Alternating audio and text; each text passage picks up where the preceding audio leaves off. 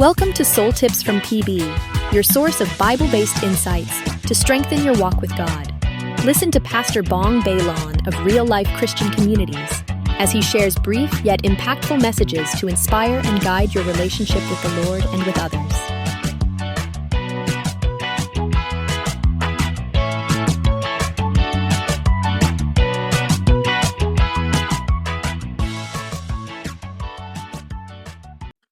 Hello and welcome sa isa na namang episode ng ating daily devotional. Once again, this is Pastor Bong Bailon of Real Life Christian Communities and I welcome you sa ating daily devotional at maraming salamat that you can join me today in meditating on God's Word. Kung saan man kayo naroroon, whether you are at home or commuting to your workplace, or maybe just enjoying a quiet time with the Lord, dalangin ko po na this time together in the Word of God will encourage your heart, build you up, and strengthen your walk with Christ. So once again, nais natin pag-usapan itong sa 1 Corinthians 15. And what we're going to talk about at this time is, I believe, very timely, not just because of the season that we are in, but because of the times that we are living in, the culture around us, no? And even yung so-called church culture na ating nararanasan, no? So, ang title ng ating devotions ay Wake Up to Righteousness. So, ang scripture natin today is 1 Corinthians 15 verse 34, kung saan sabi ni Apostle Paul, "Come back to your senses as you ought, and stop sinning, for there are some who are ignorant of God." So, very strong ang salita ni Apostle Paul. So, tayo manalangin. Lord, maraming salamat sa iyo and truly by your grace, we need to hear your word each day. So I pray for everyone who is listening right now sa devotional na ito. Mangusap ka, Panginoon, sa kanila, in their hearts, in their minds, to all of us, O Lord God, including myself, nawa sa pagme-meditate namin sa Word of God sa araw na ito, we would truly be equipped and encouraged to continue living our lives in accordance with your word, especially, Lord God, in relation to the resurrection. So, maraming salamat po, Panginoon. We thank you, Lord, for this day. This we pray in Jesus' name. Amen and amen. So, thanks be to God. So, dito sa short verse na ito, no? Verse 34 ng chapter 15 of 1 Corinthians. Makikita natin yung very strong exhortation ni Apostle Paul. Parang, kumbaga, parang alarm clock, di ba, na bigla kang ginigising sa umaga. It's like God is saying to us through the Apostle Paul, "Hoy, gising na, you know? Hey, it's time to get up, time to wake up, no? Time to live differently in light of the resurrection." Now, let's be honest, mga kapatid, it's so easy to drift away, to coast along with no purpose, no intentionality whatsoever. In other words, we are just wasting time. You know, it's so easy to become so busy with our careers, distracted, maybe overwhelmed with so many concerns, many cares in life, to the point na yung spiritual walk natin ay nako-compromise na natin. And before we know it, no, kung di tayo mag-iingat, after a while, talagang nalulose sight natin yung purpose ni Lord, why He saved us. And the resurrection, of course, changes everything sa mundong ito at sa buhay natin, most especially.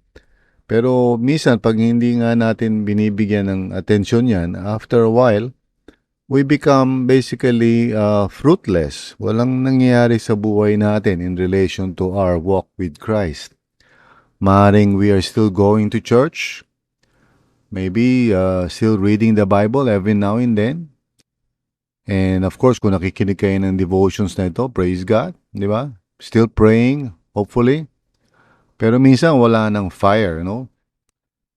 We encounter a wall sa buhay natin. No more passion, no more deep awareness of the needs around us or of what God is doing around us. Minsan, hindi na natin iniisip kung may calling ba tayo sa Panginoon to do something with the life that He has entrusted to us, with the gifts and resources na meron tayo. Sa madaling salita, we lose sight of our vocation, no? Bilang image bearers. We start living like the rest of the world. And masakit man sabihin, pero minsan we just become idolatrous, Worshipping money siguro, or career, or worshipping other things rather than the Creator who called us in Christ, no? To love Him and serve Him with all our hearts. Pero si Paul, of course, ginamit ng Panginoon in this passage to call our attention. So, yung kanyang mensahe ay may sense of urgency, and he's writing to believers in Corinth who apparently are beginning to set aside the reality of the resurrection and what it implies. So, parang nagkakaroon na sila ng complacency sa buhay nila. Some of them are even saying wala namang resurrection. So that is a major problem. That's why Paul in 1 Corinthians 15 really deals very strongly dun sa ganong mga pag-iisip. So pagdating sa verse 34, he's basically saying, teka muna, wake up, don't be deceived, okay? Don't live like people na parang wala silang ka-idea about the resurrection. Walang hope. And Paul is saying, no, this could not be. No, Jesus rose again from the dead. And that guarantees our own resurrection someday. And at the same time, that puts into perspective yung earthly life natin. No? So, remember, pag nakalimutan natin yung resurrection, it's also very easy to lose our sense of direction and also our sense of mission. So we start living a worldly life, chasing pleasure, success, comfort, relationships. So instead of loving God, of which yun ang purpose ni Lord, why He saved us, so that we may be able to love God and to love others, to be able to fulfill God's purpose for our lives. Ang nangyayari, parang nababaliwala yun o hindi natin nabibigyan ng atensyon yun. And this kind of situation, is parang katulad do sa parable of the sower na hindi nagbubunga yung seed, Kasi pag ganyan ang nangyayari, that means we're thinking that what is important is just this life and what we do here. Sabi nga ni Paul, eat, drink, and be merry, for tomorrow we die. So yung philosophy na ganun, philosophy ng mga tao who have lost sight of the resurrection. Kasi the resurrection is telling us na, death is not the end. And also, tomorrow is guaranteed for us. We are going to rise again from the dead. Yan ang promise ni Lord sa atin. And someday, when He appears again, we would be glorified in new spiritual bodies that will never die. So, yun yung promise ni Lord So, which means na, yung ating pag-asa ay nasa mabuting foundation. So, knowing that, of course, means that we can live our lives right now with a sense of purpose. Meron tayong vocation, and that is to bear the image of God, which is the image of Christ, So, it should affect everything now because of that promise of the Lord, Yung how we serve, how we relate, how we give, how we handle finances, how we obey the Lord, especially in those areas of our lives na minsan ayaw natin pahintulutan ng Panginoon to be Lord of all. So in other words, I mean, everything is now, um, presented before the Lord in His righteousness. So we are now living in the new creation, in the kingdom of God, where Jesus is Lord of all. So, ano tayo, no? We must look into this very carefully and be able to say honestly, kamusta na ba? No? Am I sleeping spiritually? Kamusta na? Baka wala na tayong devotion, wala na tayong passion, wala na tayong desire to serve the Lord and to use every uh, moment, yung resources natin, yung abilities natin to the glory of God. I don't mean to say na kailangan lahat tayo mag full-time. Hindi naman yan ang ibig sabihin yan. But maybe we need to spend time in asking the Lord, Lord, what is my, vocation? Ano ang aking magiging role in honoring you and glorifying you and telling others about the good news? So Paul is calling us back to our senses, ika nga. He wants us to snap out of our sleepy, state.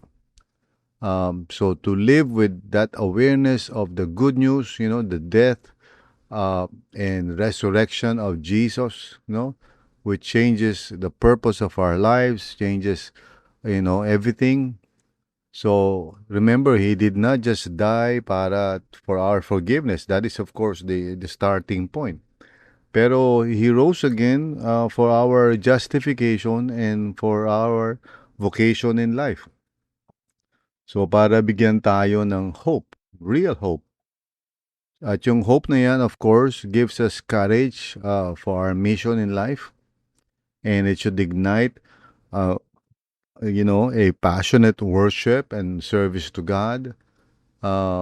It should, affect yung mga decisions that we make in life. So, gising ba tayo dyan or natutulog na ba tayo? That is the question here, no? So, we need to repent kung kinakailangan. And if we have become lazy and compromising, kung tatalo na tayo ng mundo sa paligid natin at ginagaya na natin ang mga tao who do not have any sense of purpose, maybe we need to refresh our hearts and minds, with the gospel. Balikan natin yun.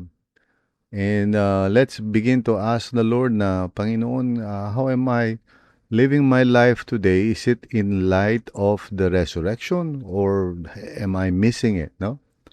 So, how can I serve you, Lord? Mga questions natin. How can I live a life that reflects the hope of the resurrection, in my life? How can I tell others about the good news? Yan yung mga questions natin. And when we do that, the Holy Spirit helps us. And He guides us, toward better decisions that are aligned with the truth of the gospel. Yun yung pinanggagalingan natin. We're not trying to be good people para God will accept us. The good news is that we are now accepted by God through Christ because of what He has done. He died for our sins. He rose again for our justification. We're not trying to work for anything. We are simply out of gratitude saying, Lord, you are so good to me. I want to respond in love. And I want the Holy Spirit really to change my life, to change my heart. So some questions that we can consider for today. Meron ba mga areas in our life na we have become unguarded or complacent? O kaya para nagiging apathetic tayo, maybe sa prayer life natin, sa relationships, whatever. And how can we align ourselves to the purpose of Christ and His mission for our lives? Ano ba ang mga pwede natin magawa to start waking up? Maybe we can ask the Lord, Lord, please wake me up, no? So, hindi to tungkol sa guilt trip. It's all about grace, and the Lord is inviting us to live a life na, fired up by the gospel, and to live a life knowing fully well na, you know, this life is our opportunity to serve the Lord. Okay, this is our opportunity to honor God. And when this life is over, we're looking forward to that day when we would be resurrected from the dead, and everything that we do in this life, will be carried over and recognized in that new reality, kung saan heaven and earth will be once again united as one in Christ. So, purihin ang Panginoon. Tayo po ay manalangin as we meditate on these things, let's ask the Lord to speak to us. Dear God, maraming salamat po sa iyo, Panginoon. We honor you and thank you for the good news that you died for our sins and you rose again for our justification, that we may no longer live a life of idolatry or unrighteousness, but rather we can wake up to righteousness and live a life that is holy and pleasing to you. So, tulungan niyo po kami, Panginoon, na huwag masayang ang panahon, but rather, Lord, reveal to us kung ano ang calling mo sa amin, ano ang vocation namin, para, Lord, as soon as possible, maka-align kami sa layunin mo sa buhay namin.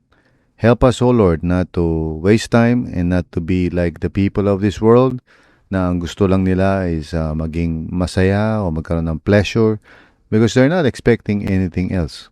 Pero for us, Panginoon, we are looking forward to that day when you would resurrect us, Panginoon. So help us to live our lives right now with a sense of purpose and mission to the glory of God. Maraming salamat po, Panginoon, in Jesus' name. Amen. So, thank you very much for spending time with me right now in the presence of the Lord dito sa devotional natin. And if the Lord has stirred you up or has spoken to your heart, why don't you look for somebody that you can discuss this with? Mag-share ka sa iba, ask them to listen to this devotional and talk about it. Kung ano ba ang ibig sabihin nun sa buhay ninyo and what is the Lord saying to you. So, allow the Lord to use this resource, itong podcast na to, para you can have spiritual conversations with people. Well, who knows, di ba? How things would work out. So, until next time, I hope to, once again, share with you using my voice. Still, continue to pray for me. Medyo makati pa rin every now and then. But I'm getting well by the grace of God. So, stay firm, stand in your faith, at huwag niyo hayaan na mag-drift away kayo. Let's continue to wake up to righteousness, So, God bless you and thank you.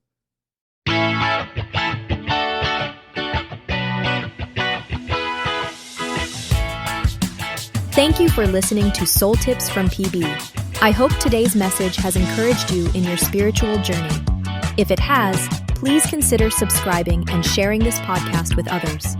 Let's spread the word and grow together in our relationship with God.